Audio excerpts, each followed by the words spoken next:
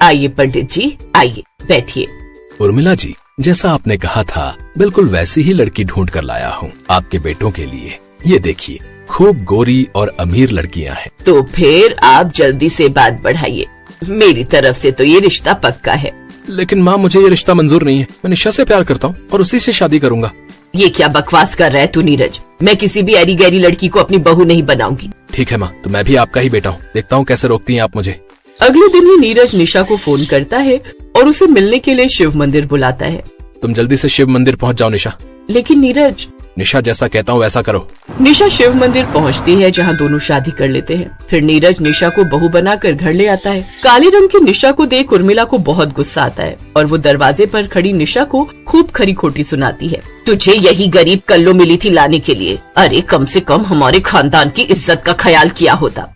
माँ, अब ये इस घर की बहू है, इसका स्वागत तो करो। ना तो ये कल्लो मेरी बहू है और ना ही कभी मानूंगी। ये सिर्फ तेरी बीवी की हैसियत से यहाँ रहेगी, मेरी बहू की नहीं। काली बहू को देखकर उर्मिला गुस्से में मुंह बनाकर अपने कमरे में चली जाती है। कुछ दिनों बाद वो अपने छोटे बेटे की शादी एक अमीर घर की लड़की सुनैना से कर देती है। सुनैना का रंग काफी गोरा था, वो दिखने में भी काफी सुंदर थी। उर्मिला बड़े प्यार से गुलाब के फूलों की पत्तियां बिछाकर उसका स्वागत करती है। साथ ही ऊपर की ओर से भी उसके ऊपर फूलों की बारिश करवाती है। अपना ऐसा शानदार स्वागत देखकर जहां गोरी बहू किंजल बहुत खुश होती है, तो वहीं निशा को बड़ा बुरा लगता है। वाह सासू माँ, आपने तो क्या शानदार स्वागत किया है मेरा। निशा भले ही उस घर की बड़ी बहू थी, लेकिन फिर भी उसे वो मान सम्मान और इज्जत नहीं मिलती थी जो किंजल को मिलती थी। उर्मिला निशा को पसंद नहीं करती थी, इसलिए वो घर के सारे काम उसी से लेने लगी और तो और अपनी छोटी बहू के काम भी वो जानबूझकर निशा पर ही डाल देती। अरे ओ कल्लो, जा मेरी गोरी बहू के कपड़े पड़े हैं, जरा उन्हें धो दे, उसे आज रौनक के साथ मूवी देखने जाना है। लेकिन माँ जी, अभी मेरे खुद के कपड़े, आपके कपड़े भी पड़े हैं, ऊपर से घर का सारा काम। तुझसे जितना कहा है उतना कर समझी। मेरी गोरी बहू को इस घर में कोई परेशानी नहीं होनी चाहिए। निशा को ना चाहते हुए भी अपनी सास की बात माननी ही पड़ती है। फिर वो बेचारी अपनी देवरानी के कपड़े धोती है और बाकी सब घर वालों के कपड़े भी धोती है, जिसके बाद वो घर का सारा काम भी निपटाती है। ऐसे ही कुछ दिन बीत जाते हैं। अब तीज का त्योहार आने वाला होता है। काली गोरी दोनों बहुओं का ये पहला तीज का त्योहार होता है। माँ जी, ये मेरी पहली तीज है, मुझे नई साड़ी और मेकअप का सामान लाना है, क्या आप मेरे साथ बाजार चलकर दिलवा देंगी? अरे हाँ हाँ छोटी बहू, तू तैयार हो जा, चल फिर चलते हैं। तभी निशा उर्मिला से कहती है, माँ जी, मुझे भी तीज का कुछ सामान लेना था, क्या मैं भी आप दोनों के साथ चलूं? तुझ कल्लो को नए कपड़े और मेकअप की क्या ही जरूरत है? शक्ल तो तेरी वैसी ही रहनी है, चुपचाप घर पर रह और सारे काम करके रखना, समझी? वो दोनों शॉपिंग पर चली जाती हैं। शाम को दोनों सास बहू ढेर सारी शॉपिंग करके लौट आती हैं। फिर अगली सुबह उर्मिला एक मेहंदी आर्टिस्ट को बुलाती है, जिससे किंजल अपने हाथों पैरों में मेहंदी लगवाती है। लेकिन जब बारी निशा की आती है तो वो उसे काफी देर हो गई है कहकर वहाँ से भेज देती है। बेचारी निशा फिर खुद ही बाजार से कीप लाकर रात को अपने हाथों में मेहंदी लगाती है।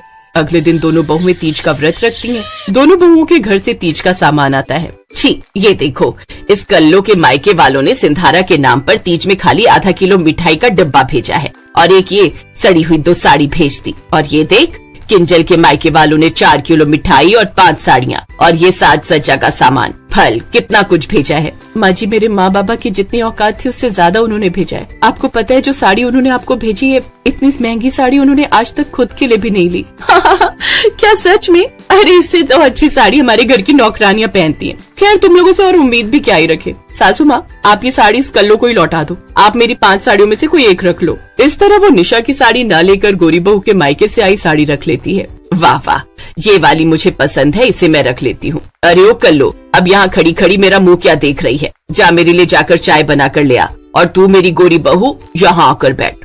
सचमुच आज तो तू बिल्कुल चांद का टुकड़ा लग रही है। रुक, मैं तुझे काला टीका लगा दूं।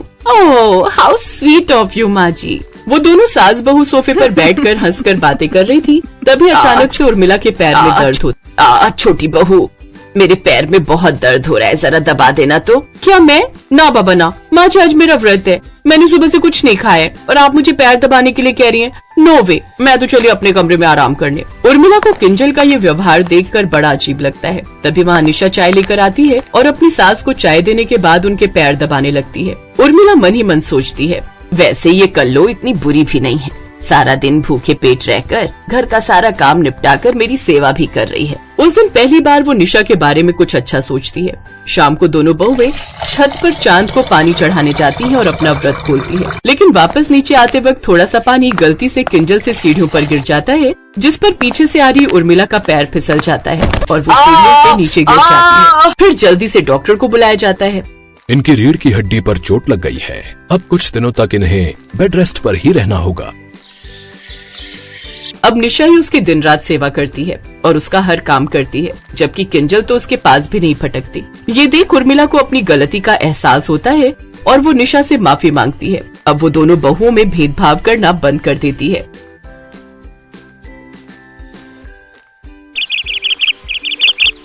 शादी खत्म होने के बाद तीनों बहुएं अपने ससुराल आ जाती हैं, जहां उमा देवी अपनी तीनों बहुओं का गृह प्रवेश करती हैं, जिसके बाद वो अपनी गोरी बहू को एक छोटा सा गिफ्ट पैक देती है, जिसे देख वो गोरी बहू, जिसका नाम श्रुति होता है, अपनी सास से कहती है, माँ जी इस बॉक्स में क्या है? जरा खोल कर तो देख बहू, तुझे सब पता चल जाएगा। श्रुति उस बॉक्स को खोलती है तो उसमें स्कूटी की चाबी रखी हुई होती है, जिसे देख श्रुति जल्दी से बाहर जाती है और वहाँ खड़ी स्कूटी देख बहुत खुश होती है। थैंक यू सो मच माँ जी। बहू तुम मेरे लिए किसी लक्ष्मी से कम नहीं हो, इसलिए ये एक छोटा सा तोहफा मेरी तरफ से तुम्हारे लिए। अब तुम्हें कहीं भी जाना हो तो तुम इस स्कूटी में जा सकती हो। अपनी देवरानी को नेग में स्कूटी मिलती देख बड़ी बहू अपनी सास से पूछती है, माँ जी हमारा नेग कहाँ है? हाँ हाँ ये लो तुम्हारा नेग, ये तुम दोनों की साइकिल की चाबियां हैं। आज के बाद जब भी तुम दोनों को कहीं जाना हो तो इस साइकिल पर बैठकर चली जाया करो, समझी? आई बड़ी नेग लेने। तुम दोनों काली बहुओं को मैंने साइकिल दे दी, ये भी शुक्र मनाओ, वरना शक्ल तो तुम्हारी 100 रुपए से ज्यादा की नहीं है। अपनी जेठानियों का ऐसा उपहार देखकर श्रुति खूब हंसती है। फिर सभी अपने कमरे में आराम करने चली जाती हैं। अगली सुबह शामली और प्रज्ञा दोनों काली बहुएं सुबह जल्दी उठकर अपनी पहली रसोई बनाने में लग जाती है, जबकि गोरी बहू श्रुति आराम से उठती है और फिर सज धज कर तैयार होकर बैठ जाती है, जिसे देख उसकी सास उसकी तारीफ करते हुए कहती है, अरे वाह, मेरी गोरी बहू तो इस साड़ी में किसी अप्सरा से कम नहीं लग रही। अच्छा, आज तुम्हारी पहली रसोई है तो तुम्हें अपनी पहली रसोई में जो भी बनाना है बना लो, मैं तब तक मंदिर होकर आती हूँ। ये कहकर उमा देवी वहाँ से चली जाती हैं, लेकिन श्रुति का मुंह बन जाता है। फिर वो किचन में जाती है, जहाँ उसकी दोनों जेठानियां तरह तरह के पकवान बना रही होती हैं। अरे वाह, इन दोनों ने तो हलवाई की तरह इतने पकवान बना दिए कि दोनों इस घर की बहुएं कम और चौराहे पर बैठने वाली हलवाई ज्यादा लग रही हैं। और एक मैं हूँ जिसे मैगी से ज्यादा कुछ बनाना भी नहीं आता। एक काम करती हूँ, मैं माँ जी के लिए मैगी मसाला बनाती हूँ। वैसे भी मैं गोरी बहू उनकी फेवरेट हूँ, तो उन्हें तो मेरे हाथ का कुछ भी बनाया हुआ अच्छा ही लगेगा। अगर आप लोगों का हो गया हो तो हटिए, मुझे मैगी बनानी है। श्रुति, तुम अपनी पहली रसोई में मैगी बनाओगी?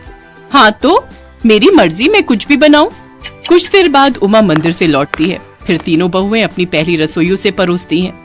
श्रुति बहू, तुमने पहली रसोई में मैगी बनाई है? जी माँ जी। उमा देवी थोड़ी सी मैगी टेस्ट करती है, लेकिन उसे उसका स्वाद बिल्कुल भी अच्छा नहीं लगता। लेकिन फिर वो उसकी तारीफ करते हुए कहती है, अरे वाह, कितनी स्वादिष्ट मैगी है, मजा ही आ गया। माँ जी, हमारा खाना भी चेक कर देखिए, हमने भी बहुत मेहनत से बनाया है। हाँ हाँ खाती हूँ, तुम दोनों के काले हाथ का खाना खाने का मन तो नहीं करता, लेकिन अब रस्म है तो निभानी ही पड़ेगी। उमा देवी जैसे ही वो खाना अपने मुंह में डालती है तो उसका स्वाद उसे बहुत ही पसंद आता है, लेकिन अपनी बहू के काले रंग की वजह से वो उनकी बिल्कुल भी तारीफ नहीं करती और जानबूझकर गुस्से में कहती है, छी छी छी, क्या खाना बनाया है, ले जाओ इसे मेरे मुंह के आगे से। अच्छा श्रुति बहू, ये लो तुम्हारा नेग, ये सोने की चेन। और शामली प्रज्ञा, तुम दोनों को तो नेग में कुछ देने का मन नहीं कर रहा, लेकिन फिर भी ये लो, 101 रुपए रख लो, तुम्हारी शक्ल के हिसाब से ये सही है। नेग मिलने पर दोनों काली बहुएं अपनी सास के पैर छूती हैं, जबकि श्रुति वो चेन लेकर अपने कमरे में चली जाती है। फिर अगले दिन तीनों बहुओं की मुंह दिखाई का वक्त आता है, जहाँ गोरी बहू को तो बड़ा और महंगे महंगे गिफ्ट मिलते हैं, लेकिन दोनों काली बहुओं को शगुन में नारियल या कुछ पैसे ही मिलते हैं। ये सब चल ही रहा होता है कि तभी अचानक रसोई में आग लग जाती है और बाहर की तरफ भी फैलने लगती है। सभी भागते हुए घर के बाहर निकल जाते हैं, लेकिन उमा देवी उस वक्त बाथरूम गई होती है। वो जब बाथरूम से बाहर आती है तो आग देखकर जोर जोर से चिल्लाने लगती है, बचाओ, बचाओ, कोई मुझे बचाओ। बाहर खड़ी औरतें गोरी बहू से कहती हैं, अरे यहाँ क्या खड़ी हो श्रुति बहू, जाओ अपनी सास को बचाओ, वो तुम्हें कितना मानती है, जाओ जल्दी। नहीं नहीं नहीं नहीं, कहीं उनकी वजह से मेरा मुंह हाथ जल जाए तो। लेकिन दोनों काली बहुओं से ये सब देखा नहीं जाता और वो अंदर चली जाती हैं, जहाँ धुएं के कारण उमा देवी बेहोश हो गई होती है। वो दोनों जल्दी से उसे अस्पताल लेकर जाती हैं, जहाँ कुछ देर बाद वो होश में आ जाती है। जब उसे सारी बात पता चलती है तो उसे अपनी गलती का एहसास होता है और वो अपनी दोनों काली बहुओं से हाथ जोड़कर माफी मांगते हुए कहती है, शामली, प्रज्ञा बहू, मुझे माफ कर दो। काले और गोरे रंग की वजह से मैंने तुम तीनों में भेदभाव किया। जिसे मैंने इतना चाहा उसी ने मुझे मरने के लिए छोड़ दिया, और तुम दोनों हो कि तुम दोनों ने अपनी जान पर खेलकर मेरी जान बचाई। नहीं माँ जी, आप हमसे माफी मत मांगिए, आप हमसे बड़ी हैं। ये हाथ सिर्फ आशीर्वाद देने के लिए ही उठने चाहिए, माफी मांगने के लिए नहीं। फिर श्रुति को भी अपनी गलती का एहसास होता है और वो अपनी सास और दोनों जेठानियों से माफी मांगती है। दोनों उसे माफ कर देती हैं और अब सब एक साथ खुशी खुशी रहती हैं।